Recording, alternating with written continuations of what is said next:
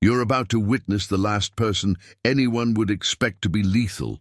Until the moment they cross the line with her, she doesn't carry a gun or flash a badge anymore. But in this small roadside diner, she's the one they'll wish they never met. Meet Bethany, the quiet single mum, working double shifts just to get by. And trust me, you don't want to miss what happens when these bikers push her too far. Hit that subscribe button and let's dive into her story. The evening air was thick with the smell of coffee and grilled onions as the neon sign of the Lucky Star Diner flickered against the darkening sky. It was that peculiar time between dinner and late-night crowd, when the world seemed to slow down a moment, when most people were home with their families. But Betheny Matthews was exactly where she had been for the past 3 years, behind the counter of this small-town diner, her fingers wrapped around a coffee pot, her eyes constantly scanning, moving, taking in every detail. To the regulars, she was just Bethany, the hard-working single mom who always remembered their orders and kept their coffee cups full. They saw her comfortable shoes, sensible uniform, and the slight shadows under her eyes that spoke of long hours and longer nights. Some pitied her, others admired her work ethic, but none of them really saw her. They didn't notice how she always positioned herself with a clear view of both exits, or how her eyes tracked every movement in the reflected surface of the chrome coffee machine. The diner itself was nothing special. A typical small-town establishment with red vinyl booths, worn but clean linoleum floors, and the ever-present hum of fluorescent lights.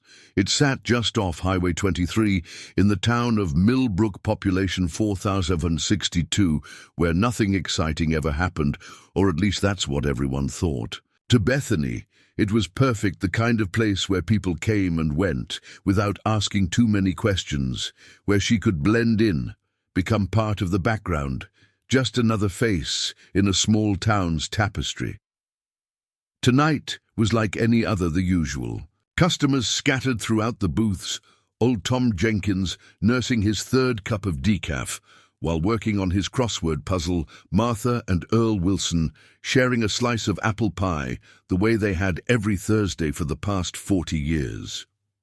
Bethany moved between them with practiced ease, her movements efficient and measured, nothing wasted, nothing drawing attention. But beneath her calm exterior, her mind was always working, always alert. The bell above the door chimed, and Bethany's eyes flicked to the entrance without moving her head.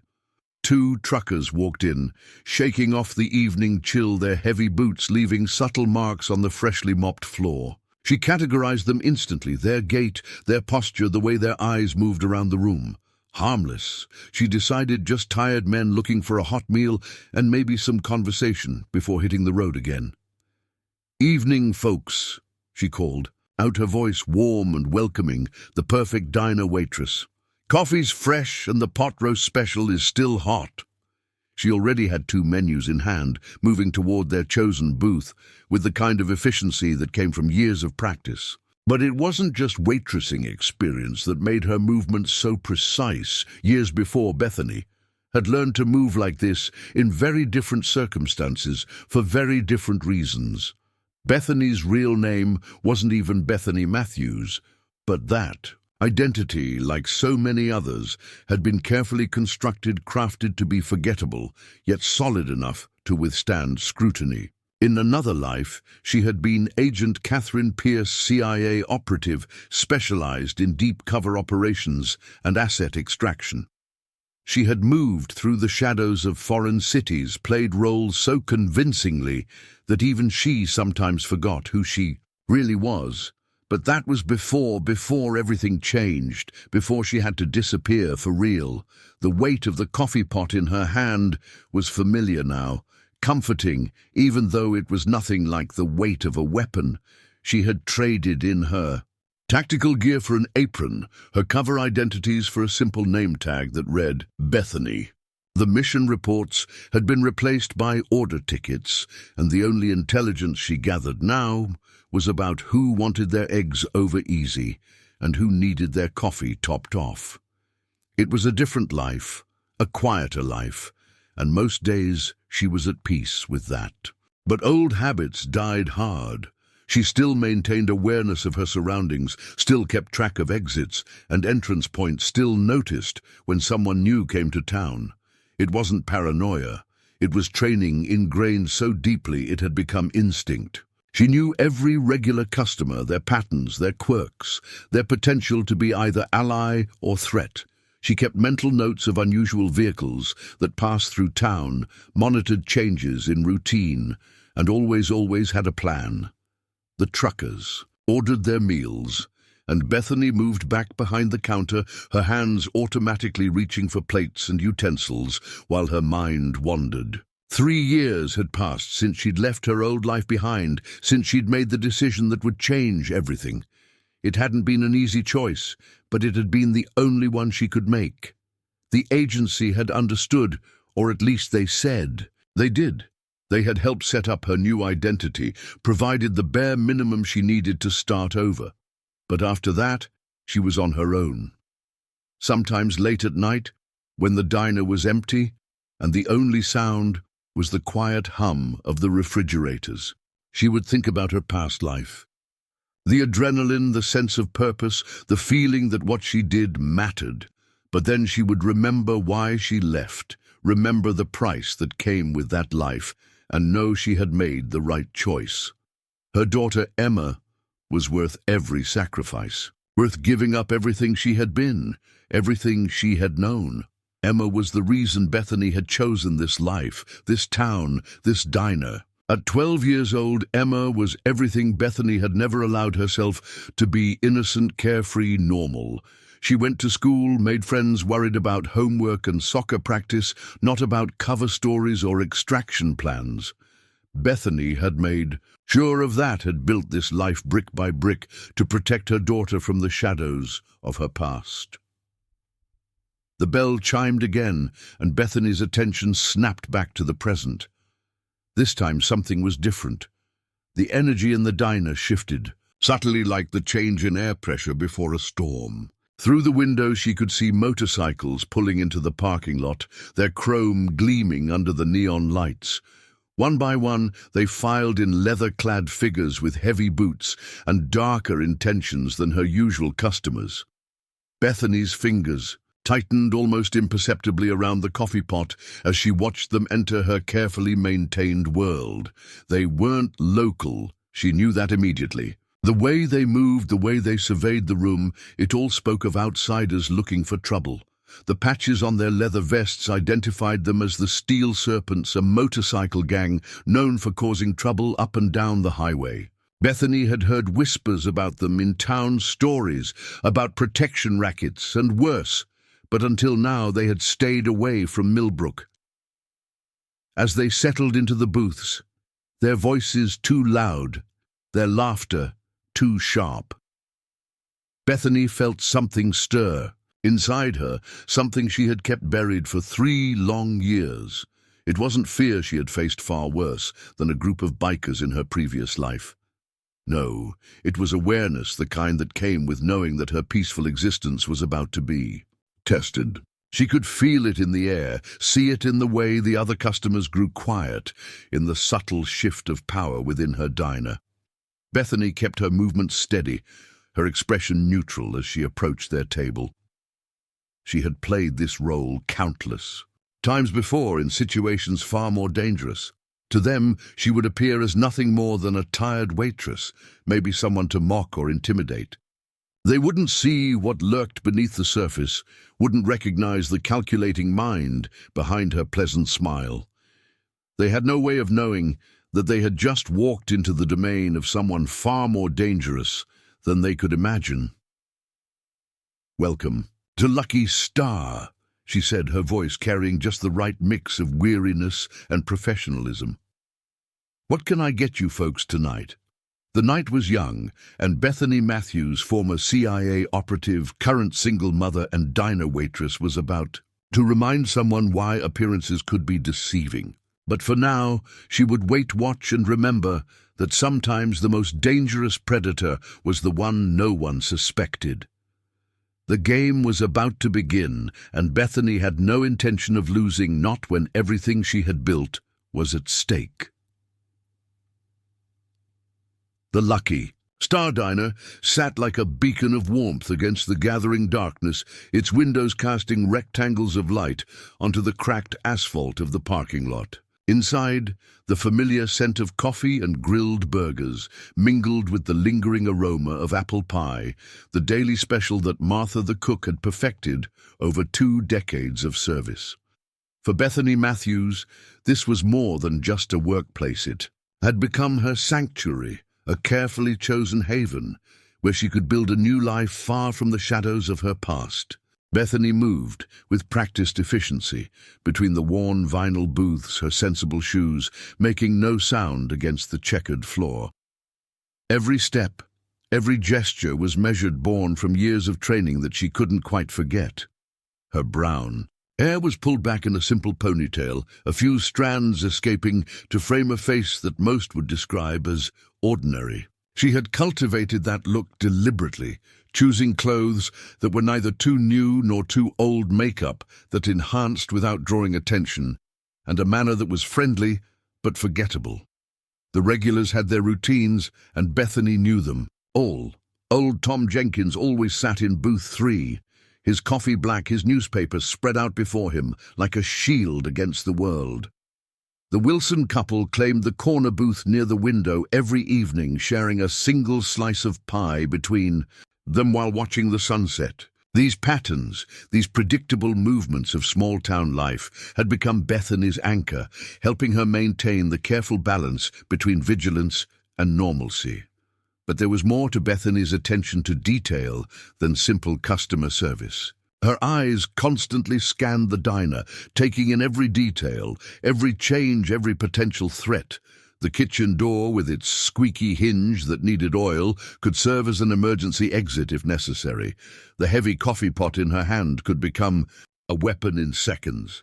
The layout of tables and booths had been subtly arranged over time to provide clear sightlines and multiple escape routes.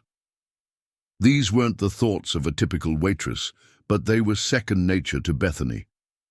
Behind the counter, Bethany maintained her post like a sentry on duty.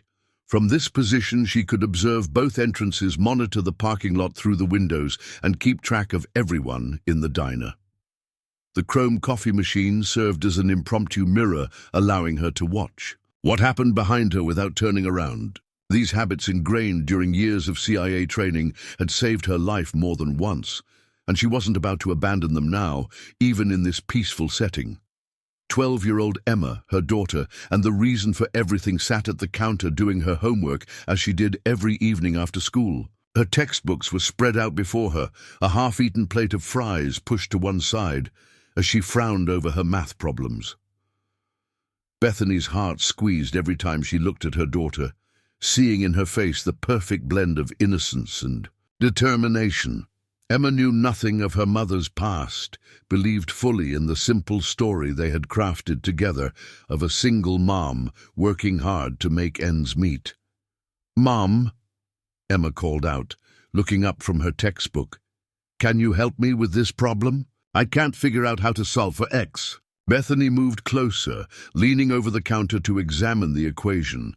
These moments of normalcy still felt surreal, sometimes like playing a role in someone else's life. But the warmth in her chest when Emma smiled up at her was real, more real than any cover identity she had ever assumed.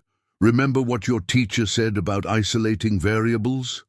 Bethany guided gently, watching Emma's face light up with understanding. This was why she had chosen this life, why she had walked away from everything she knew. For moments like these, simple, pure, untouched by the darkness she had once inhabited, the evening crowd was starting to thin out when Bethany noticed the first signs that something was different. It wasn't anything obvious, just a subtle shift in the air, a change in the rhythm of the diner that made her instincts spark to life. Her body tensed imperceptibly as she continued wiping down the counter. Her movements no different, but her senses heightened. Through the windows, she could see the usual mix of local cars and trucks in the parking lot, illuminated by the harsh glare of the security lights she had insisted on installing. The truckers who had come in earlier were finishing their meals, talking quietly about road conditions and delivery schedules. Nothing seemed out of place, and yet something had changed. Bethany's training had taught her to trust these instincts, these subtle warnings that often preceded trouble. In her previous life, ignoring such feelings could mean the difference between success and failure, between life and death. Now they served as an early warning system, protecting not just her, but everyone in her carefully constructed world. Emma looked up from her homework again, this time, catching something in her mother's expression. "Mom, is everything okay?" Bethany smiled reassuringly, years of practice making the gesture appear natural, even as her mind raced through scenarios and contingencies. "Everything's fine, sweetie, just thinking about tomorrow's inventory." The lie came easily, a necessary shield between her daughter and any hint of danger. But Emma was perceptive in the way children often are. She had inherited more than just Bethany's features, including an intuition that sometimes saw more than Bethany would like. "You've got that look again," she said quietly. "The one you get when you're worried about something." Bethany reached across the counter to squeeze her daughter's hand. This too was real, the constant balance between protection and honesty, between keeping Emma safe and teaching her to be strong. "Just tired, honey. It's been a long day." The diner's bell chimed as Martha emerged from the kitchen, wiping her hands. On her apron, the cook had become something of a surrogate mother to Bethany over the past 3 years, helping her navigate single parenthood and small-town life with wisdom earned from decades of both. She took one look at Bethany's face and nodded almost imperceptibly. "Emma, honey, why don't you come help me with tomorrow's pies?" Martha suggested, her voice warm and casual. "Your mom's taught you that secret crust recipe, and I could use an extra pair of hands." Bethany shot Martha a grateful look as Emma gathered her books and headed for the kitchen. Martha was one of the few people in town who seemed to sense there was more to Bethany than met the eye, though she never asked questions. She had simply appointed herself as an unofficial guardian, helping to watch over both Bethany and Emma with quiet dedication. Standing at the counter, Bethany allowed herself a moment to center her thoughts. The diner had become more than just a cover. It was home in a way few places had ever been. The worn vinyl booths, the slightly uneven floor, the ancient coffee maker that somehow still produced the best coffee in 3 counties. These things grounded her, connected her to a normal life she had never thought possible. But Bethany hadn't survived this long by ignoring her instincts. Something was coming. She could feel it in the air, see it in the subtle shifts of energy around her. Her hand moved automatically to adjust her name. A gesture that to anyone watching would seem casual, but actually allowed her to check the small panic button she kept pinned beneath it. The device, a remnant of her old life, would send an alert to certain people, if activated, people who still owed her favors, who would come if she called. Bethany's eyes swept the diner again, this time with renewed purpose. She noted exits angles, of approach potential weapons and cover points. The heavy coffee pot, the stack of plates, the solid wooden counter itself, all could be used if necessary. She had chosen this location carefully when she first arrived in town, appreciating its strategic position and defensive possibilities, even as she told herself she was just looking for a quiet place to work. The fluorescent lights hummed overhead, casting their steady glow across the checkerboard floor. Outside, the darkness had deepened, the highway traffic thinning to occasional passing trucks, their headlights sweeping across the parking lot in regular intervals. Bethany continued her routine, serving coffee, refilling water glasses, clearing plates. But her mind was elsewhere, preparing, planning, remembering skills she had hoped never to need again. Bethany's past wasn't something she allowed herself to think about often. The memories were locked away like classified files, only accessed when absolutely necessary.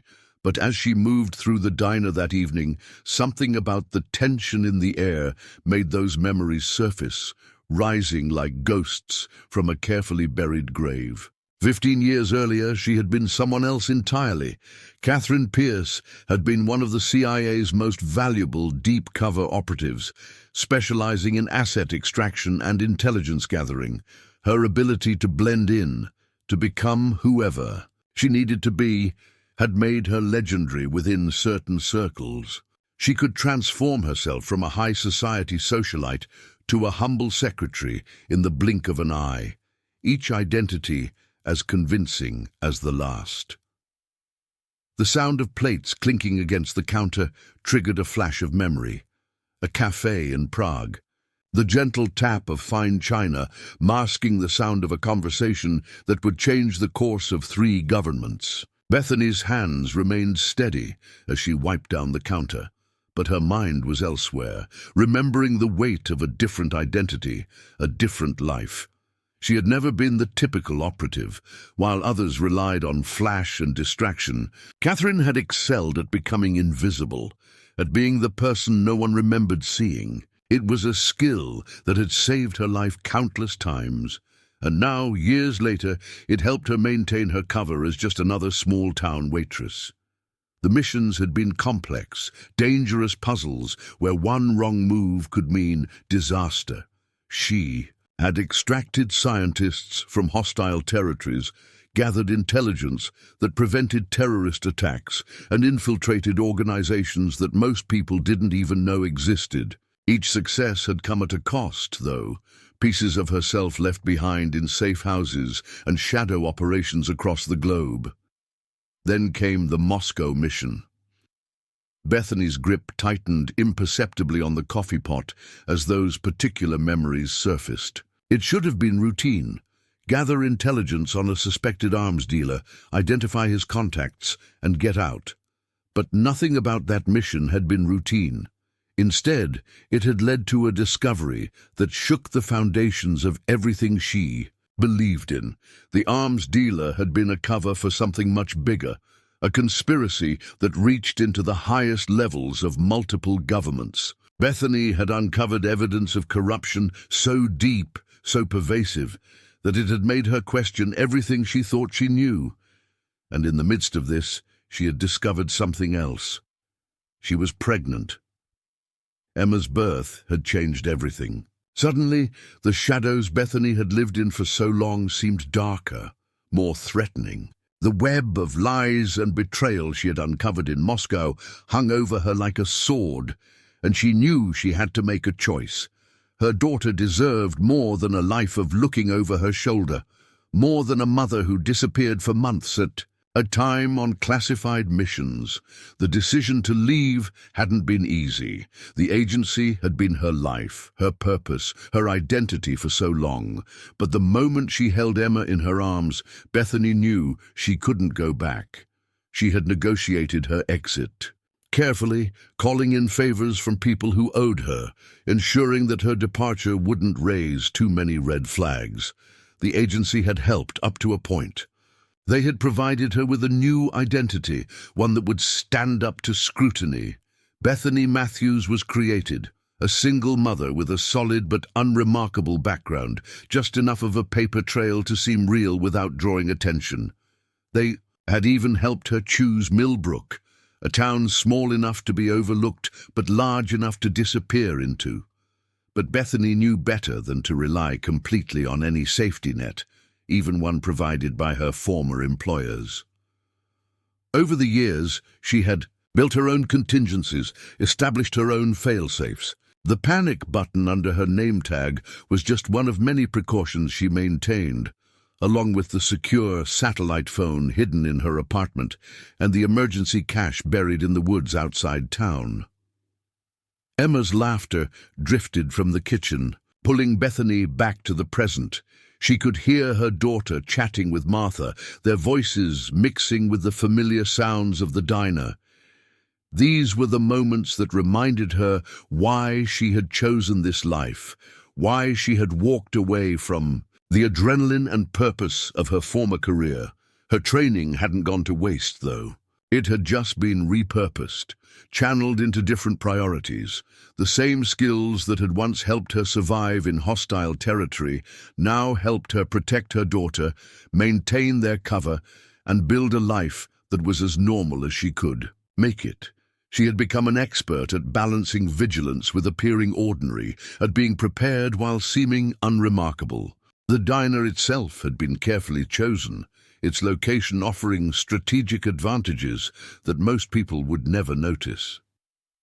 Situated at the intersection of two highways, it provided multiple escape routes if needed. The large windows that customers appreciated for their view also gave Bethany clear sightlines in all directions. The back entrance that Martha used for deliveries could serve as an emergency exit, and the storage room could be converted into a temporary safe room if necessary. These precautions might seem paranoid to others, but Bethany knew better. The world she had left behind wasn't one that simply forgot about its operatives. Sometimes, late at night, when Emma was asleep, she would run through scenarios in her head, updating contingency plans, ensuring she was ready for any threat that might emerge from her past. She had trained Emma too, though her daughter didn't realize it. The games they played, spotting exit signs in buildings, memorizing license plates, being aware of their surroundings, were all basic tradecraft, disguised as mother-daughter activities. Bethany hoped Emma would never need these skills, but she couldn't bear the thought of leaving her daughter unprepared. Through the diner's windows, Bethany watched the sun sink lower on the horizon, casting long shadows across the parking lot. The evening rush would start soon, bringing with it the usual mix of locals and travelers. She knew each regular customer's habits, their preferred seats, their usual orders. This knowledge wasn't just good customer service, it was surveillance, allowing her to quickly spot anything out of the ordinary. Martha emerged from the kitchen, Emma in tow, both of them dusted with flour. The sight made Bethany smile, even as her trained eyes automatically checked the kitchen door behind them, noting how it swung slightly to the left, calculating how quickly it could be barricaded if necessary. "Your girl's got a natural talent for baking," Martha announced, her voice warm with pride. "Those pies are going to be something special tomorrow." Emma beamed at the praise, her face lighting up in a way that made Bethany's heart ache. This was what she had wanted for her daughter. Normal moments, simple joys, the chance to just be a kid. The fact that Bethany had to maintain constant vigilance to protect these moments was a price she was willing to pay. The bell above the door chimed again, and Bethany's attention shifted, her body tensing slightly before she recognized the customer as Bill Henderson, one of the local mechanics. She relaxed, but only slightly, another lesson from her past life. Comfort meant vulnerability, and vulnerability wasn't something Bethany could afford, not with so much at stake. As she poured Bill his usual coffee, black with 2 sugars, Bethany allowed herself a moment to appreciate the life she had built. It might not have the excitement or purpose of her CIA days, but it had something more valuable: peace, stability, and most importantly, the chance to watch her daughter grow up safe and happy. That made all the vigilance, all the precautions, all the careful maintenance of her cover worth it. But even as she thought this, that nagging feeling of wrongness persisted, growing stronger with each passing moment. Something was coming. Her instincts, honed through years of operations and near-death experiences, were screaming at her. Bethany knew better than to ignore these warnings. Whatever was approaching, she would be ready. She had too much to protect, to be anything else. The first sign of trouble rolled into town on a fleet of rumbling motorcycles, their chrome gleaming under the setting sun. The steel serpents made their presence known immediately, the thunderous roar of their engines shattering the peaceful evening atmosphere of Millbrook. Their arrival sent ripples through the small town, whispers spreading from one concerned citizen to another about the notorious motorcycle gang known for leaving chaos in their wake. Bethany noticed them before they even entered the diner. The Sound of their motorcycles had triggered an immediate state of heightened awareness, her senses sharpening as she watched them through the window. 8 bikes, she counted automatically, their riders clad in leather vests adorned with the gang's signature emblem, a coiled serpent with gleaming silver scales and blood-red eyes. The steel serpents had a reputation that preceded them. Through the small-town grapevine, Bethany had heard stories of their activities. Protection rackets, drug running, and worse. They usually stuck to larger cities, preying on businesses, along the major highways.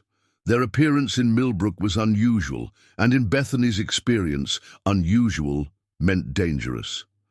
The gang's leader, a hulking figure who called himself Viper, was the first to dismount. His vest was adorned with more patches than the others, marking him as the alpha of this particular pack. Bethany's trained eye noted the subtle bulge under his vest. Concealed weapon, likely a handgun. His movements suggested military training, though undisciplined. A dishonorable discharge, perhaps, or someone who had learned combat skills outside traditional channels. As the bikers filed into the parking lot, Bethany's mind was already running through scenarios. The diner's regular customers were starting to notice too. Old Tom, folding his newspaper a little too precisely, the Wilsons huddling closer together in their booth. The atmosphere in the diner shifted, tension crackling beneath the surface like static before a storm. "Emma," Bethany called softly, her voice steady despite the adrenaline beginning to course through her veins. "Why don't you head to the back and help Martha with inventory?" Her daughter looked up, confusion crossing her face before she caught something in her mother's expression that made her nod and quickly gather her books. Bethany watched as Emma disappeared into the kitchen, relief mixing with the growing tension in her chest. Whatever was about to happen, her daughter would be safely out of sight. Martha would know what to do. They had discussed contingencies, though the cook probably thought Bethany was just being an overprotective mother. The bell above the door chimed, and the first of the bikers swaggered in. Bethany could smell them before she saw them. Leather, cigarettes, and the sharp tang of motorcycle exhaust. They moved as a unit, spreading out through the diner with practiced efficiency. It wasn't random, she noted. They were covering the exits, establishing control of the space. These weren't amateur thugs, they had done this before. Viper took the lead, claiming a booth near the counter that gave him a clear view of the entire diner. His eyes swept the room, taking in the scattered customers before settling on Bethany. His gaze was calculating, assessing, but there was something else there too, a hint of cruelty that made her skin crawl. "Well, well," he drawled, his voice carrying easily in the now quiet diner. "Ain't this place just charming?" The words dripped, with sarcasm, drawing chuckles from his companions. "What do you say, boys? Think we found ourselves a new favorite spot?" Bethany approached their table, coffee pot in hand, her movements deliberately slow and non-threatening. She had played this role before, in different circumstances but with the same stakes. The key was to appear submissive while remaining alert, to seem harmless while staying ready. "Welcome to Lucky Star," she said, her voice carrying just the right amount of weariness and resignation. "What can I get you, folks?" The coffee pot in her hand was full, hot enough to serve as a weapon if needed. She had already noted potential improvised weapons within reach, the heavy ceramic mugs, the stack of plates, the solid wood of the counter itself. Viper leaned back, spreading his arms across the back of the booth. His smile didn't reach his eyes. "Coffee for now, sweetheart, black as my soul." His gang laughed at this, the sound harsh and forced, and maybe a little conversation about business. Bethany poured his coffee with steady hands, careful to maintain the perfect image of a tired waitress who had seen too many late nights and difficult customers. Inside, her mind was racing, analyzing every movement, every word, every subtle shift in body language. The other customers were starting to leave, making excuses to pay their bills and hurry out into the gathering darkness. "Business?" she asked, keeping her voice neutral as she filled the other bikers' cups. "I just served the coffee. You'll want to talk to the owner about anything else." It was a deflection, buying time while she assessed the situation. The owner, Mike, was away visiting his sister in Colorado, a fact these men probably already knew. "Oh, I think you'll do just fine. And for now," Viper said, his smile widening, "see, we're new in town, looking to establish some relationships with local businesses. Protection, you might say. Insurance against any unfortunate accidents." The threat was clear, wrapped in the thin veneer of legitimacy that such groups often used.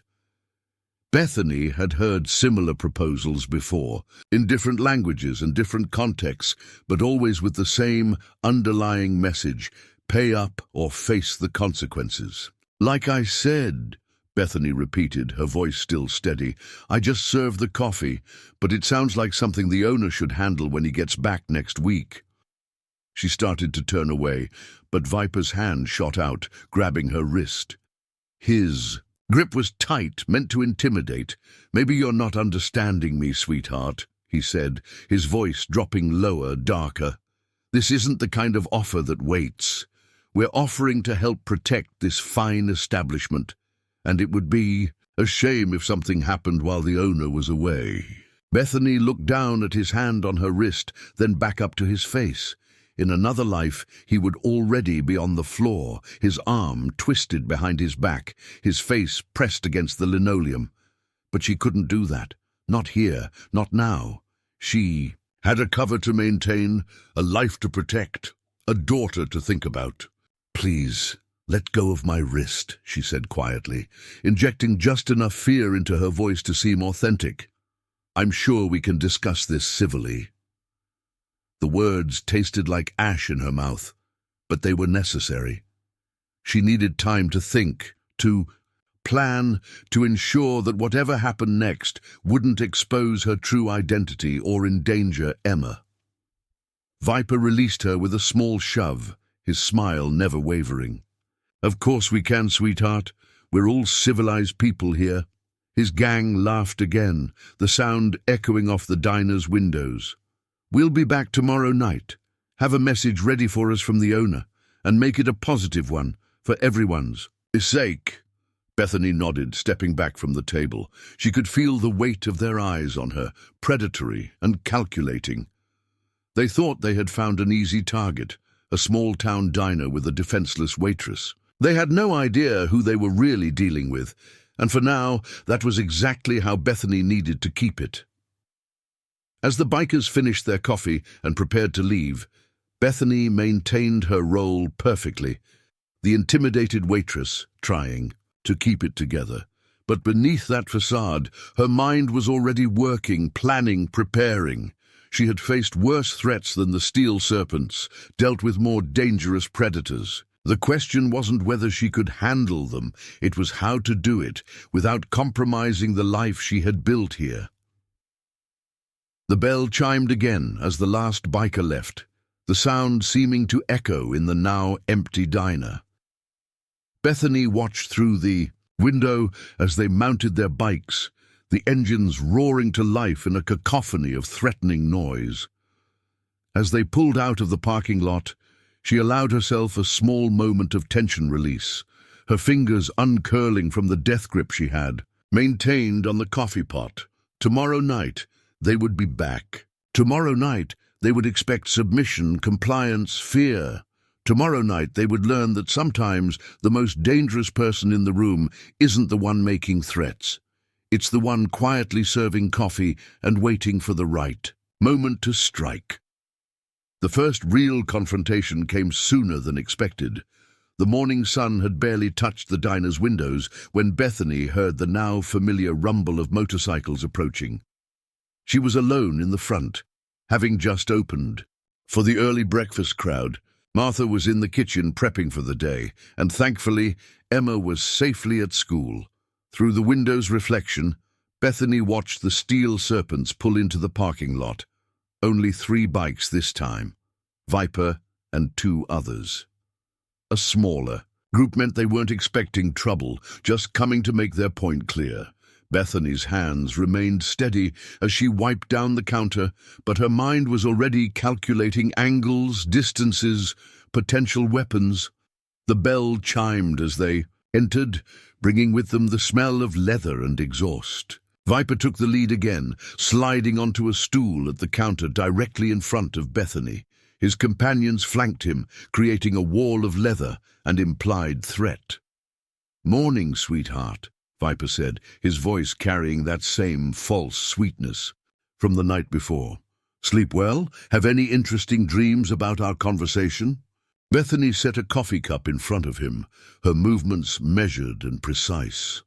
"Coffee's fresh," she said, deflecting his question. "What can I get you for breakfast?" Viper's hand shot out, catching the coffee pot before she could pull it back. His fingers brushed against hers deliberately, a small act of intimidation. "Not hungry," he said. "Just thought we'd stop by. See if you'd had any thoughts about our business proposition." Bethany allowed herself to tense slightly, playing the role of a nervous waitress while her mind mapped out every possible scenario. The kitchen door was 15 feet away. Martha would have heard the motorcycles and would be following there. Agreed-upon protocol, calling Mike first, then the local police if things escalated. "Like I said last night," Bethany replied, carefully pulling her hand away from the coffee pot. "I'm just a waitress. These kinds of decisions aren't mine to make." The biker to Viper's left, a lean, scarred man they called Snake, laughed harshly. "Heard the owner's out of town. Convenient, ain't it?" He leaned forward, his breath hot and stale. "But someone's got to be in charge while he's gone. Someone's got to make sure nothing unfortunate happens." Bethany took a small step back, maintaining the image of intimidation while actually giving herself more room to maneuver if needed. "I can try to reach him by phone," she offered, knowing they would refuse.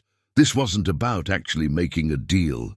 It was about establishing dominance, about showing power over those they perceived as weak. "Now, that's not very hospitable," Viper said, standing up slowly. He was tall, using his height to loom over the counter.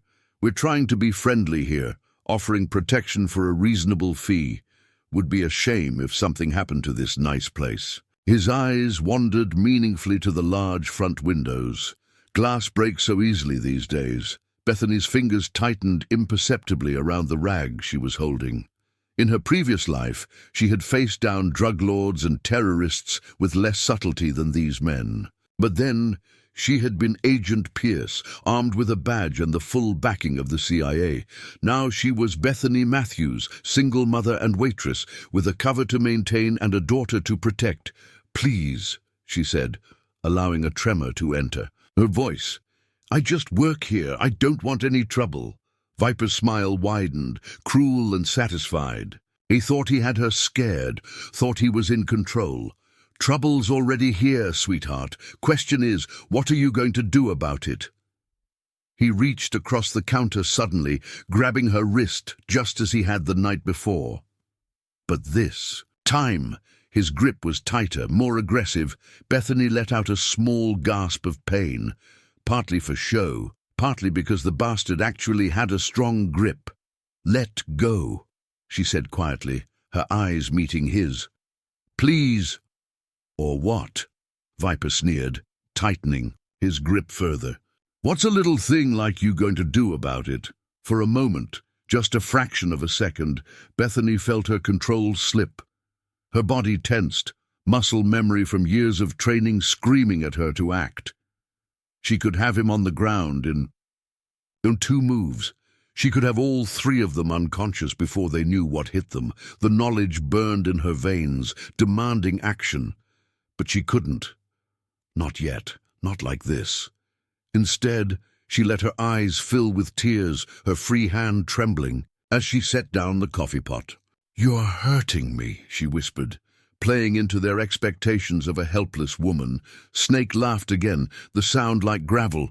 Maybe that's the point, honey. Maybe you need to understand how serious we are about our business arrangement. The third biker, a massive man they called Cobra, moved around the counter. He was blocking her path to the kitchen, she noted, while also cutting off her easiest route to the exit. It was a tactical move, one that spoke of experience in intimidation. "See, we've got a system," Viper continued, still gripping her wrist. "We offer protection, businesses pay, everyone stays happy and safe. Those who don't pay—" He shrugged, the gesture exaggerated. "Well, accidents happen." Bethany could feel the situation escalating. The violence simmering beneath the surface was getting closer to boiling over. She needed to diffuse this, to find a way out that wouldn't compromise her cover or lead to a confrontation she couldn't. "Explain away, I understand," she said, her voice shaking. I'll try to contact the owner again. Maybe I can convince him to call you back today." Viper's grip loosened slightly, satisfaction crossing his face. "Now that's more like it. See how easy cooperation can be?" His thumb stroked the inside of her wrist, the gesture making her skin crawl. "You're smarter than you look, sweetheart." The kitchen door swung open and Martha appeared, her face set in stern lines. "Everything all right out here?"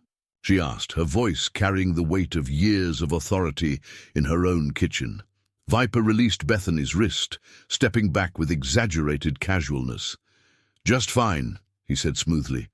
"Having a lovely chat with your waitress here about business. Opportunities." Martha's eyes narrowed, taking in the scene. "Bethany, honey, why don't you go check on that order for table 6? There were no other customers in the diner, but Bethany nodded gratefully, rubbing her wrist as she stepped away from the counter. She could feel Viper's eyes following her, assessing, calculating. He thought he had won this round. Thought he had established his dominance over the helpless waitress. "We'll be back tonight," he called after her, his voice carrying that same false sweetness. "Have some good news for us, or tomorrow might not be such a pleasant day." The bikers left shortly after, their motorcycles roaring to life in the parking lot. Bethany watched them go, her wrist still tingling where Viper had grabbed her. She had maintained her cover, played the role they expected, but the cost of that restraint left a bitter taste in her mouth. "You okay, honey?" Martha asked, coming to stand beside her. "Should we call the police?" Bethany shook her head slowly, still watching the road where the bikers had disappeared. "No," she said quietly, "not yet. The local police wouldn't be able to handle the steel serpents, not without evidence of actual crimes, not without risking escalation that could put the whole town in danger. No, this would require a different approach, one that Betheny Matthews, waitress and single mother, couldn't handle. But perhaps it was time for Agent Pierce to make a brief reappearance, carefully, quietly, and in a way that wouldn't expose her true identity. The game had changed. The steel serpents thought they were the predators in this situation, but they had just made their first major mistake. They had threatened her home, her business, her life that she had built here. And Bethany had learned long ago that sometimes the most dangerous opponent wasn't the one making threats. It was the one who knew how to wait for the perfect moment to strike. The escalation continued throughout the day, building like a pressure system before a storm. The steel serpents made their presence known across town, visiting other businesses along the main street, leaving warnings and threats in their wake. Bethany watched it all unfold through the diner's windows, noting how they moved, how they operated, gathering intelligence out of old habit. By mid-afternoon, the diner had become unnaturally quiet. The usual lunch crowd was sparse, many regulars choosing to stay away after hearing about the morning's confrontation. Those who did come in spoke in hushed voices, casting nervous glances. At the door, whenever they heard a motorcycle engine in the distance, Bethany maintained her routine, taking orders, serving food, refilling coffee cups. But beneath the surface, Her mind was working overtime. She observed everything, the way the bikers split up to cover more ground, their patterns of movement, the hierarchy within their group. Her CIA training kicked in automatically, analyzing and cataloging every detail. "Mom," Emma said quietly during a lull, her voice drawing Bethany back to the present. "People are talking at school. They say those bikers are dangerous."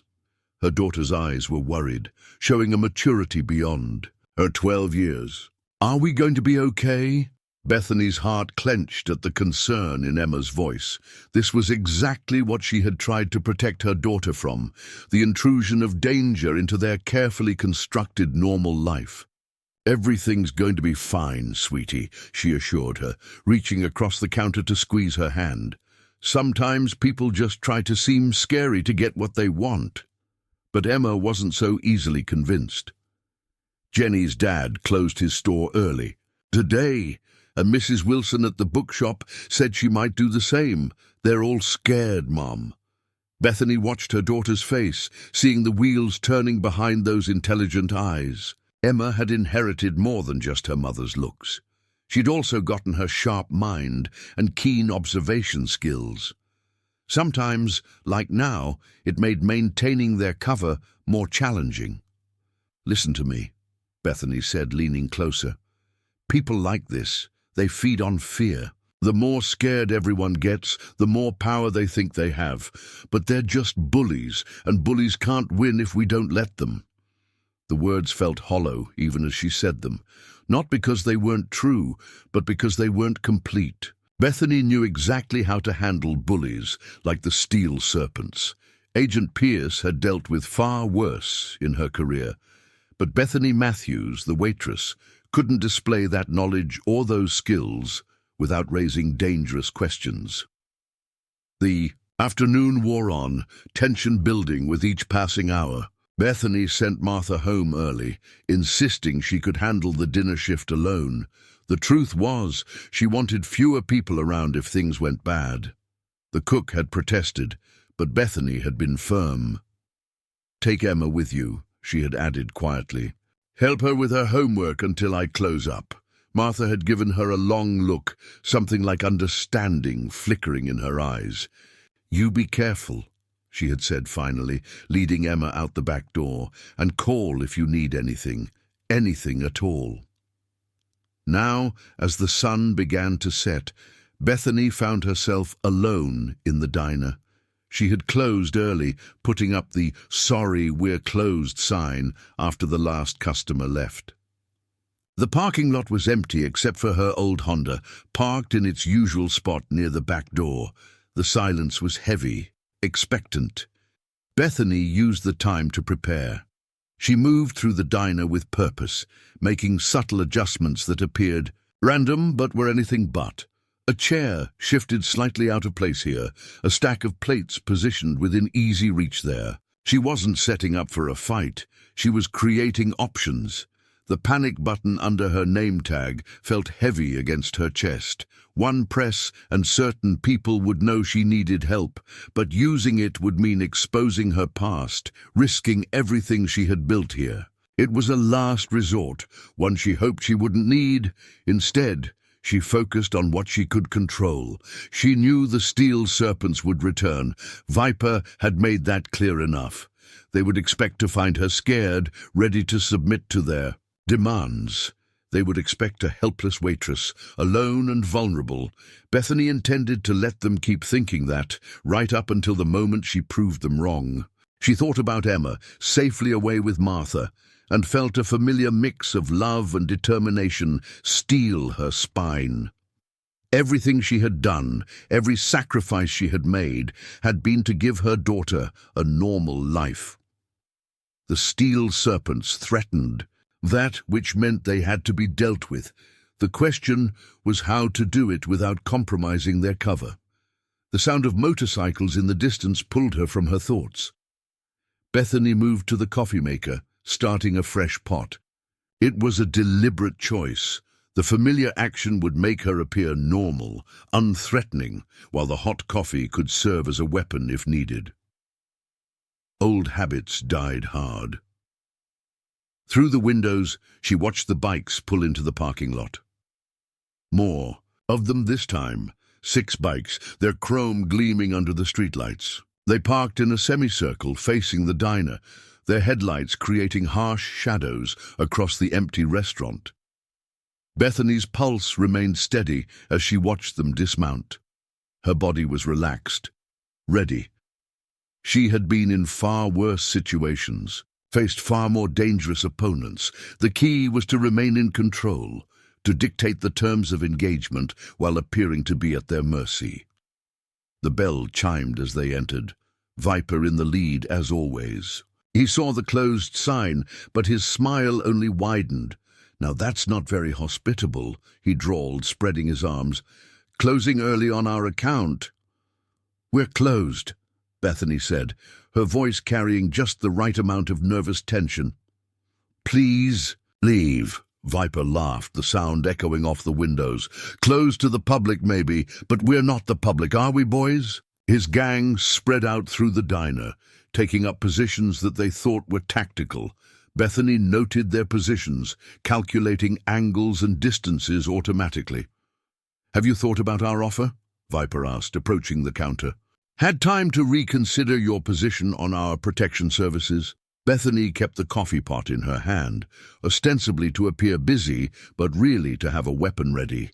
"I told you, I'm just a waitress. I don't have the authority." "Cut the act." "Sweetheart," Viper interrupted, his voice hardening. "Everyone else in town has figured out how this works. Why are you making this so difficult?" He placed his hands on the counter, leaning forward into her space. Bethany allowed herself to take a small step back, maintaining the illusion of fear, while actually giving herself more room to maneuver if needed. "Maybe we need to provide a demonstration," Snake suggested from near the window. "Show her what kind of accidents can happen to places that don't appreciate our protection." The threat hung in the air, heavy and immediate. Bethany could see the violence building in their postures, in the way they shifted their weight, in the anticipatory gleam in their eyes. They were going to do something to prove their point, to establish their dominance once and for all. The moment stretched, taut as a wire. Bethany knew she was at a crossroads. She could submit, agree, to their demands, buy time, or she could end this now, show them exactly who they were dealing with. Either way, she knew with absolute certainty that nothing would ever be quite the same after tonight. The internal struggle Bethany faced in that moment was unlike anything she'd experienced since leaving the agency. Her body hummed with the familiar tension of impending action, muscle memory from countless operations ready to take over. But her mind raced with the implications of what any response would mean for the life she'd built. Viper moved closer, his confidence growing with each step. His leather vest creaked as he leaned over the counter, invading her space with deliberate intent. The other bikers spread out, their positions meant to be intimidating, but actually leaving gaps in their coverage that Bethany noted automatically. "Last chance, sweetheart," Viper said, his voice dropping to a threatening whisper. "We can do this the easy way, with you agreeing to our reasonable terms, or—" He let the threat hang in the air, unfinished but clear. Bethany's grip tightened on the coffee pot, her mind racing through scenarios.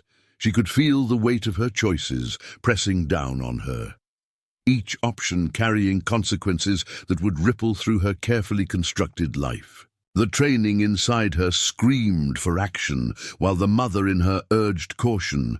"Please," she said, allowing her voice to waver slightly. "I have a daughter. I can't afford any trouble." The mention of Emma wasn't just part of her act. It was the core truth that guided every decision she made. Whatever happened next had to be handled in a way that wouldn't expose them, wouldn't force them to run again. Emma deserved better than that. Viper's smile widened, cruel and satisfied. "A daughter? Well, isn't that sweet? All the more reason to make sure nothing unfortunate happens here. Wouldn't want your little girl to see her mommy's workplace all smashed up, would we?" The threat to Emma, even indirect, sparked something deep inside Bethany. Her CIA training had taught her to compartmentalize, to separate emotion from action, but this was different. This was primal, a mother's instinct, to protect her child, merging with years of tactical experience. How much? Bethany asked, her voice small, defeated. She needed to buy time, to think, to find a way out that wouldn't compromise everything. Snake laughed from his position near the window. Now we're talking business. See, boss? Told you she'd come around once she understood the situation. Viper reached across the counter, his fingers brushing against Bethany's arm in a gesture meant to be both threatening and possessive. Let's call it 500 a week, for starters. Price might go up if we have to provide any extra services. Bethany allowed herself to flinch at his touch, playing into their expectations, while her mind calculated angles, distances, potential weapons. The coffee pot in her hand was still hot. The stack of plates to her left could become projectiles. The heavy cash register could provide cover. 500, she whispered, letting fear color her voice. That's impossible. We barely make that much in profit. Not our problem, sweetheart, Viper said, his hand moving to grab her wrist. Maybe you need another demonstration of why our protection is so valuable. His grip tightened, painful, but not as controlling as he thought. Bethany could break free in 3 different ways without spilling a drop of coffee. But Betheny Matthews wouldn't know those moves. Betheny Matthews would be scared, helpless at their mercy. The kitchen door creaked slightly in the background, Martha probably checking on her despite being told to stay away. The sound drew Cobra's attention, his massive frame turning toward. The noise, the movement created a gap in their coverage, a tactical error that Agent Pierce would have exploited immediately. "Boys!" Viper called out, his eyes never leaving Bethany's face. "Why don't you show our friendly waitress what happens to businesses that don't appreciate our services?" The others moved with practiced coordination, starting to overturn tables and chairs. The sound of breaking glass filled the air as Snake knocked over the display case of pies. They were creating chaos, establishing dominance through destruction. Bethany felt something shift inside her as she watched them trash the diner. This wasn't just about her anymore. This place represented everything she'd built in the past 3 years. Not just a cover, but a home. A safe place for Emma. A normal life. They weren't just threatening her. They were threatening all of that. Viper's grip on her wrist tightened further, pulling her closer across the counter. See what happens when people don't cooperate, and this is just the beginning. Things can get so much worse. In that moment, Bethany made her decision. She couldn't let them destroy everything she'd built, couldn't let them threaten her daughters' safety, couldn't let them terrorize this town she'd come to call home. But she had to be smart about it, strategic. She couldn't expose herself completely, but she could show them just enough to make them reconsider their choices. "Please," she said one last time, her voice trembling, "please stop." Viper laughed, the sound harsh and triumphant. He thought he had won, thought he had broken her. His grip loosened slightly, his posture relaxing as he savored his perceived victory. That was his first mistake. Bethany moved with the fluid grace of years of training, her motions precise and controlled. The coffee pot swung up, its contents splashing across Viper's chest and face. His scream of pain and surprise was cut short as she used his own grip on her wrist against him, turning and pulling in a move that sent him crashing face first into the counter.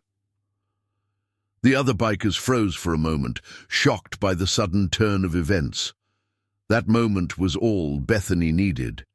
She moved like smoke, each action flowing into the next with practiced efficiency. A plate became a projectile, catching Snake in the solar plexus as he reached for something under his vest. The heavy cash register provided cover as Cobra charged forward, his momentum carrying him straight into a precisely timed counterattack. Bethany kept her movements controlled, showing just enough skill to be threatening, but not enough to reveal her true training. These weren't the smooth, lethal movements of a CIA operative. These were the desperate but effective actions of a woman protecting her livelihood. The fight was over almost as quickly as it began. 3 bikers lay groaning on the floor, while the others backed away, confusion and fear replacing their earlier confidence. Viper pushed himself up from the counter, blood streaming from his nose, his eyes wide with shock and rage. "What the hell?" he sputtered, stumbling backward. You're not just a—" "I'm a single mother," Bethany cut him off, her voice steady now, all pretense of fear gone. "And I've had to learn to take care of myself. Now get out of my diner." The remaining bikers helped their fallen companions to their feet, backing toward the door. Their eyes never left Bethany, watching her with a new wariness that bordered on fear. She had shattered their illusions, shown them that their chosen victim wasn't as helpless as they'd thought. As they retreated to their bikes, Bethany remained behind the counter, her posture relaxed but ready. She had shown them enough to make them think twice, but not so much that they would question her background. To them, she would be just another surprise, a waitress who knew how to handle herself, nothing more. But as the sound of motorcycles faded into the distance, Bethany knew this wasn't over. She had won this round, but the steel serpents wouldn't take this humiliation lightly. They would be back, and next time they would be better prepared. The question was, how much of Agent Pierce would Betheny Matthews need to become to protect everything she held dear? The aftermath of the confrontation brought with it a strange mixture of tension and calm. Bethany moved through the destroyed diner, methodically righting overturned tables and sweeping up broken glass. The familiar rhythm of cleaning helped center her thoughts as she processed what had just happened and what would inevitably come next. The moment she had taken action shone even a fraction of her true capabilities. A clock had started ticking. The steel serpents wouldn't let this humiliation stand, and Bethany knew better than most how dangerous wounded pride could be, especially in men accustomed to violence and dominance. Martha emerged from the kitchen, her eyes wide as she surveyed the damage. "Good Lord, Bethany," she breathed, taking in the broken dishes, the spilled coffee, the general chaos. "Are you all right? I heard the commotion, but I'm fine," Bethany assured her, continuing to sweep. Her movements were deliberate, measured, hiding the residual adrenaline still coursing through her system. They weren't expecting resistance, that's all. Martha's eyes narrowed, studying Bethany with new intensity. "No," she said slowly, "I don't suppose they were." There was something in her voice, a hint of understanding that made Bethany wonder just how much the cook had witnessed through the kitchen door. "We should call the police," Martha continued, already reaching for the phone. Bethany shook her head. "Not yet." At Martha's questioning look, she added, "They'll be watching, waiting to see what we do next. If we call the police now, it'll just escalate things faster." "Since when do you know so much about how gangs think?" Martha asked, the question casual but her eyes sharp. Bethany paused in her sweeping, choosing her words carefully. "I've worked in diners for a long time, Martha. You learn to read people, to understand situations." The lie came easily, practiced. "Besides, I grew up in a rough neighborhood. You pick up things." Martha didn't look entirely convinced, but she nodded slowly. "Well, whatever you learned, I'm glad you knew how to handle yourself. But Bethany—" She stepped closer, lowering her voice. "They'll be back, and they won't underestimate you again." "I know," Bethany said quietly, resuming her cleaning. She did know, better than anyone. The steel serpents would return, and next time they would come prepared for resistance. They would bring more men, more weapons, more determination to prove their dominance. The bell above the door chimed, making both women tense. But it was only Bill Henderson, the mechanic, his weathered face creased with concern. "Saw the bikes leaving," he said, looking around at the damage. "Everyone okay in here?" "We're fine, Bill," Bethany assured him, forcing a smile. "Just a little misunderstanding." Bill's expression darkened. "Misunderstanding my foot. These fellas have been causing trouble up and down the county. Someone needs to stand up to them." "Someone just did," Martha muttered, giving Bethany another contemplative look. More townspeople began trickling in as word spread. Each carried the same mix of concern and curiosity, wanting to see for themselves what had happened at the Lucky Star Diner. Bethany maintained her role perfectly. The waitress who had gotten lucky, who had managed to surprise the bikers through sheer desperation and a bit of self-defense knowledge. But beneath her careful facade, her mind was working overtime. She knew how groups like the Steel Serpents operated. They would retreat, regroup, plan their retaliation. They couldn't let this challenge to their authority go unanswered, not if they wanted to maintain their reputation and continue their operations in other towns. Bethany's phone buzzed in her pocket, a text from Emma asking if everything was okay. She quickly responded, assuring her daughter that all was well and that she would be home soon. The message reminded her of exactly what was at stake, of why she couldn't simply handle this situation the way Agent Pierce would have.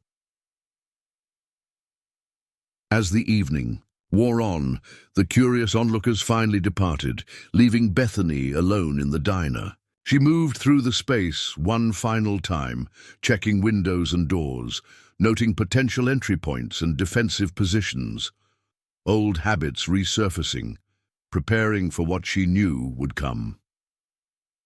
In the quiet, Bethany allowed herself to think about her options. She could run, pack up Emma and disappear into another town, another identity. The agency had taught her how to vanish, how to become someone new. But running would mean uprooting Emma again, taking her away from her friends, her school, the normal life they had built here. No, running wasn't the answer, not this time. This was their home, and Bethany was tired of letting shadows from the past dictate their future. She could call in favors, use the panic button to summon help from her old life. But that would mean exposing her connection to the agency, risking everything she had worked to build. Besides, she had left that world behind for a reason. Going back to it, even briefly, felt like a step backward, that left handling it herself. But carefully, strategically. She couldn't be Agent Pierce, not fully, but she could use those skills, that training, in ways that wouldn't expose her past. The key would be finding the right balance, showing enough strength to deter the Steel Serpents without revealing too much about who she really was. Bethany's hand brushed against the panic button under her name tag. She hadn't pressed it during the confrontation, hadn't called for backup. Part of her wondered if that had been pride, or if she was simply too used to handling things on her own. But another part knew the truth. The moment she activated that button, her carefully constructed life would begin to unravel. The sound of a motorcycle in the distance made her tense, but it passed by without stopping. Still, the message was clear. They were out there, watching, waiting. Bethany moved to the window, studying her reflection in the darkened glass. The woman who looked back at her seemed unchanged. Same waitress uniform, same tired eyes, same careful posture. But something had shifted. A line had been crossed. She thought about Emma again, about the life they had built here. The Steel Serpents threatened all of that, not just with their immediate violence, but with the chaos they brought, the attention they drew. Bethany had chosen this town, this life, because it was quiet, unremarkable. The kind of place where a former CIA operative could disappear, could become just another single mother trying to make ends meet. But now that quiet was shattered, and Bethany faced a familiar dilemma. How to protect what she loved without destroying it in the process.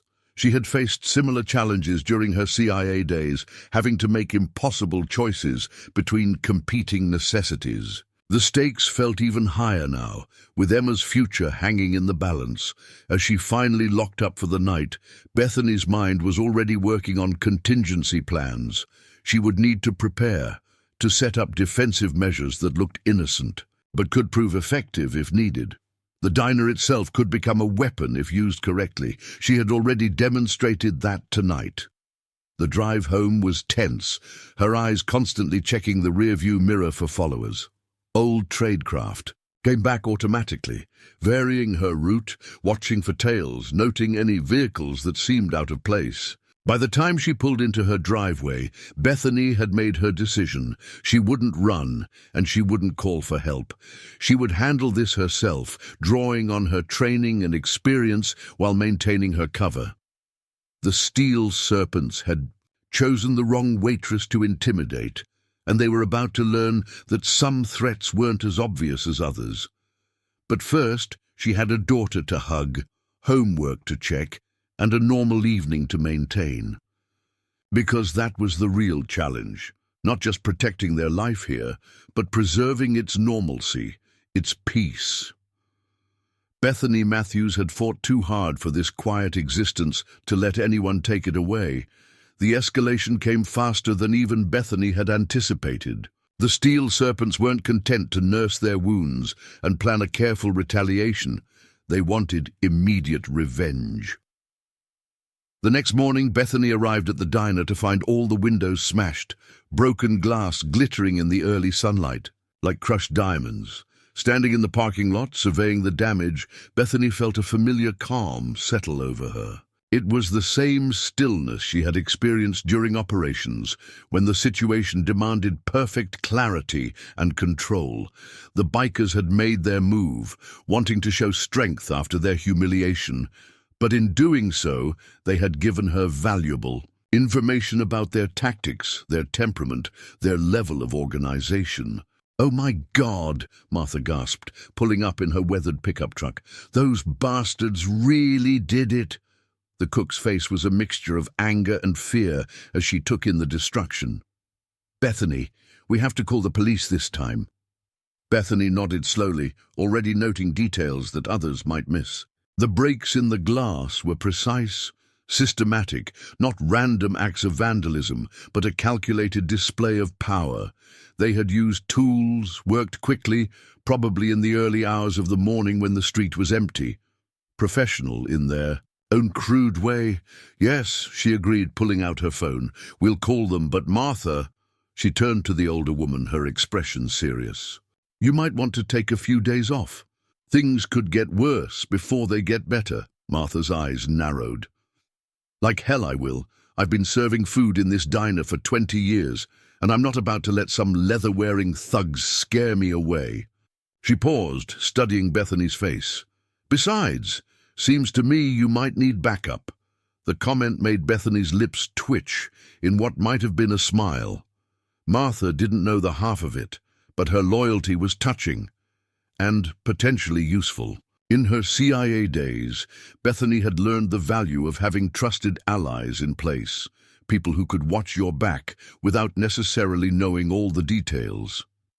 The police arrived, took statements, photographed the damage. Bethany played her role perfectly. The concerned but determined business manager, worried but not cowed. She gave them descriptions of the steel serpents, explained about their threats and the confrontation, carefully editing out certain details about how exactly she had defended herself.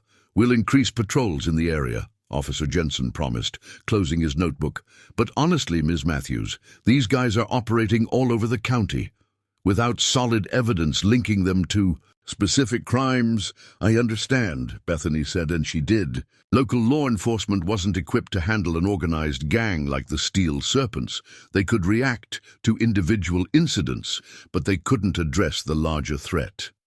That would require a different approach. As the police left, more townspeople began gathering, drawn by the sight of the damaged diner. Bethany could see the fear in their faces, hear it in their whispered conversations. The Steel Serpents had chosen their target well. The Lucky Star was a community hub, a symbol of small-town normalcy. Its destruction sent a clear message to everyone. Bill Henderson stepped forward from the crowd, his weathered face set in determined lines.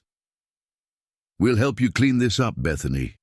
Won't take but a few hours with enough hands." Others quickly volunteered, and soon a small army of townspeople was carefully clearing away broken glass, boarding up windows, helping restore some semblance of order.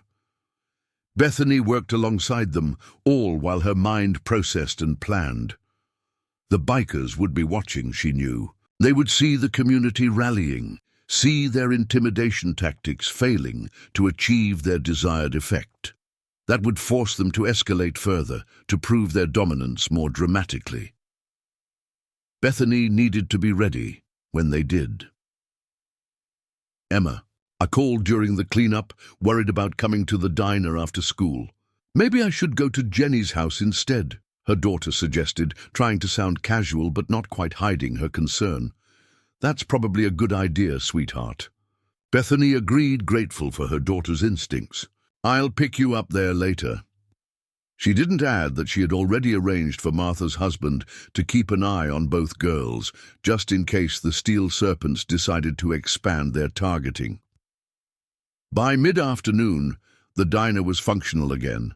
If not pretty, the boarded-up windows gave it a battle-scarred appearance, but the kitchen was intact and the coffee was hot.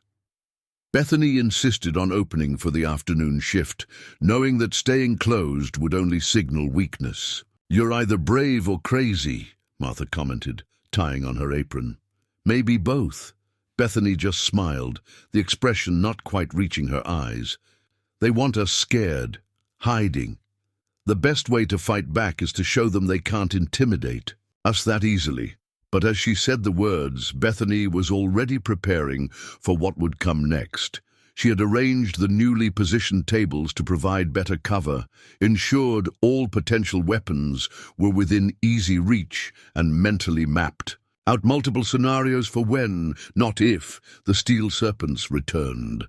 The afternoon passed slowly, tension hanging in the air like storm clouds. Every motorcycle sound from the highway made customers tense, heads turning toward the door. Bethany moved through the diner with deliberate calm, her movements designed to reassure even as her senses remained on high alert. She had survived worse situations, faced more dangerous opponents, but those had been different. She had been Agent Pierce then, with resources and backup and the freedom to act without restraint. Now she had to balance protection with preservation, had to find a way to end this threat without exposing her past or endangering her cover.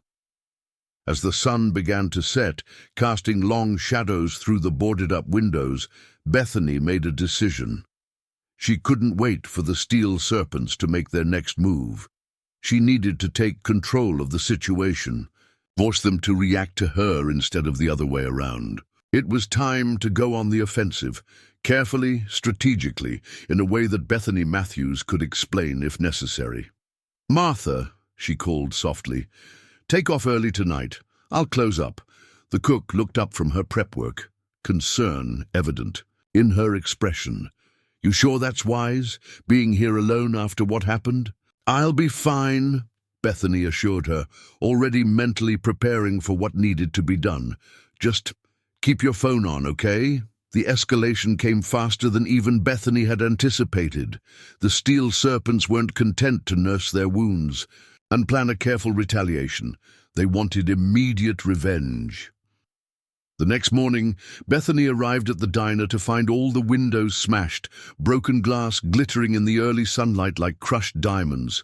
Standing in the parking lot, surveying the damage, Bethany felt a familiar calm settle over her. It was the same stillness she had experienced during operations, when the situation demanded perfect clarity and control. The bikers had made their move, wanting to show strength after their humiliation. But in doing so, they had given her valuable information about their tactics, their temperament, their level of organization. "Oh my God," Martha gasped, pulling up in her weathered pickup truck. "Those bastards really did it." The cook's face was a mixture of anger and fear as she took in the destruction. "Bethany, we have to call the police this time." Bethany nodded slowly, already noting details that others might miss. The breaks in the glass were precise, systematic, not random acts of vandalism, but a calculated display of power. They had used tools, worked quickly, probably in the early hours of the morning when the street was empty.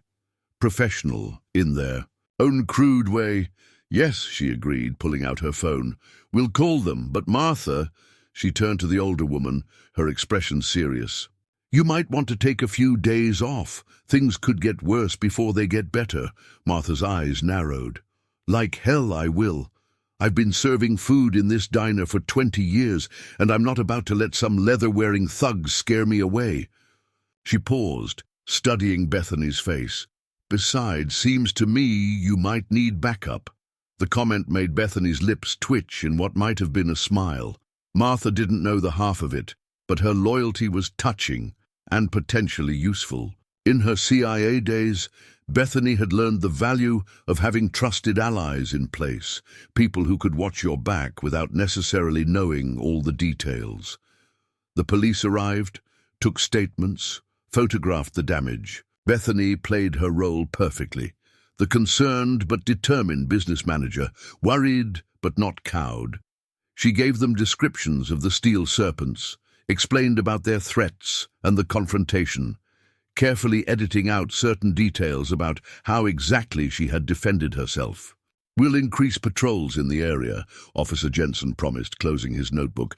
"But honestly, Ms. Matthews, these guys are operating all over the county, without solid evidence linking them to specific crimes." "I understand," Bethany said, and she did. Local law enforcement wasn't equipped to handle an organized gang like the Steel Serpents. They could react to individual incidents, but they couldn't address the larger threat. That would require a different approach. As the police left, more townspeople began gathering, drawn by the sight of the damaged diner. Bethany could see the fear in their faces, hear it in their whispered conversations. The Steel Serpents had chosen their target well. The Lucky Star was a community hub, a symbol of small-town normalcy. Its destruction sent a clear message to everyone. Bill Henderson stepped forward from the crowd, his weathered face set in determined lines. "We'll help you clean this up, Bethany. Won't take but a few hours with enough hands." Others quickly volunteered, and soon a small army of townspeople was carefully clearing away broken glass, boarding up windows, helping restore some semblance of order. Bethany worked alongside them, all while her mind processed and planned. The bikers would be watching, she knew. They would see the community rallying, see their intimidation tactics failing to achieve their desired effect. That would force them to escalate further, to prove their dominance more dramatically. Bethany needed to be ready when they did. Emma called during the cleanup, worried about coming to the diner after school. "Maybe I should go to Jenny's house instead," her daughter suggested, trying to sound casual, but not quite hiding her concern. "That's probably a good idea, sweetheart." Bethany agreed, grateful for her daughter's instincts. "I'll pick you up there later." She didn't add that she had already arranged for Martha's husband to keep an eye on both girls, just in case the Steel Serpents decided to expand their targeting. By mid-afternoon, the diner was functional again, if not pretty. The boarded-up windows gave it a battle-scarred appearance, but the kitchen was intact and the coffee was hot. Bethany insisted on opening for the afternoon shift, knowing that staying closed would only signal weakness. "You're either brave or crazy," Martha commented, tying on her apron. "Maybe both." Bethany just smiled, the expression not quite reaching her eyes. "They want us scared, hiding. The best way to fight back is to show them they can't intimidate us that easily." But as she said the words, Bethany was already preparing for what would come next. She had arranged the newly positioned tables to provide better cover, ensured all potential weapons were within easy reach, and mentally mapped out multiple scenarios for when, not if, the Steel Serpents returned. The afternoon passed slowly, tension hanging in the air like storm clouds. Every motorcycle sound from the highway made customers tense, heads turning toward the door. Bethany moved through the diner with deliberate calm, her movements designed to reassure, even as her senses remained on high alert. She had survived worse situations, faced more dangerous opponents, but those had been different. She had been Agent Pierce then, with resources and backup and the freedom to act without restraint. Now she had to balance protection with preservation, had to find a way to end this threat without exposing her past or endangering her cover. As the sun began to set, casting long shadows through the boarded-up windows, Bethany made a decision. She couldn't wait for the steel serpents to make their next move. She needed to take control of the situation, force them to react to her instead of the other way around. It was time to go on the offensive, carefully, strategically, in a way that Betheny Matthews could explain if necessary. "Martha," she called softly, "take off early tonight. I'll close up." The cook looked up from her prep work, concern evident in her expression. "You sure that's wise, being here alone after what happened?" "I'll be fine," Bethany assured her, already mentally preparing for what needed to be done. "Just keep your phone on, okay?" After Martha left, Bethany began her preparations. To anyone watching, it would look like normal closing procedures. Wiping down tables, counting the register, preparing for the next day. But each movement had a purpose. Each position she took up was carefully chosen. In the weeks following the Steel Serpent's departure, life in Millbrook gradually returned to its familiar rhythm. The Lucky Star Diner's windows were replaced, and, to most observers, it seemed the town had weathered its brush with danger and emerged stronger for it. Bethany maintained her routine with practiced ease, serving coffee and pie with the same quiet efficiency that had defined her presence here. But beneath her calm exterior, subtle changes had taken root. Her awareness had sharpened, old instincts, reawakened by the recent confrontation, refusing to fully dormant again. The town's attitude toward her had shifted as well. The story of how Betheny Matthews, the quiet single mother who worked double shifts at the diner, had stood up to a notorious biker gang had become part of local legend. Each retelling grew more elaborate, though Bethany never corrected or confirmed any version. "You know," Bill Henderson remarked one morning over his usual coffee, "word's gotten around about what happened here. Seems other towns have had similar problems with those bikers. But now," he smiled, stirring his coffee thoughtfully, "now they're staying clear of places like Millbrook." Emma noticed the changes too. "People at school look at you differently now," she mentioned one afternoon, while doing her homework at the counter. "Like you're some kind of superhero or something." Bethany's heart skipped a beat at her daughter's choice of words, but her expression remained calm. "People just like a good story, sweetheart. They'll find something else to talk about soon enough." Martha, ever observant, picked up on the subtle changes in Bethany. "You're different since they left," she commented one evening as they closed up. "More alert, like you're expecting something." Bethany considered her response carefully. "Experience teaches you not to take peace for granted," she said finally. "Better to stay prepared." The cook nodded slowly.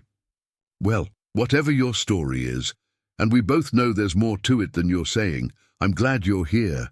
This town needed someone like you, whether it knew it or not." As Bethany locked up that night, she thought about how much had changed. She had chosen Millbrook for its anonymity, its distance from her past life. She had never intended to become a protector, to draw attention to herself in any way. Yet somehow it had happened anyway. The panic button remained under her name tag, unused but present. She might never need it, but its presence reminded her of who she was. Not just Betheny Matthews, the waitress, but Catherine Pierce, the CIA. Operative. Both identities were real now, both part of who she had become. Before we wrap this up, Remember to hit that subscribe button and stay tuned for more incredible stories of ordinary people who turn out to be extraordinary. Trust me, you won't want to miss what's coming next.